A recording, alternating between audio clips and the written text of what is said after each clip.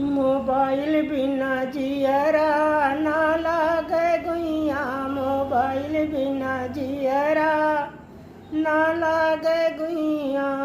सास बिना लागे ससुर बिना लागे, सास बिना लागे ससुर बिना लागे, देवर बिना जियरा ना लागे गुइया, देवर बिना जियरा ना लागे गुइया। मोबाइल बिना जियरा ना लागे गुइया।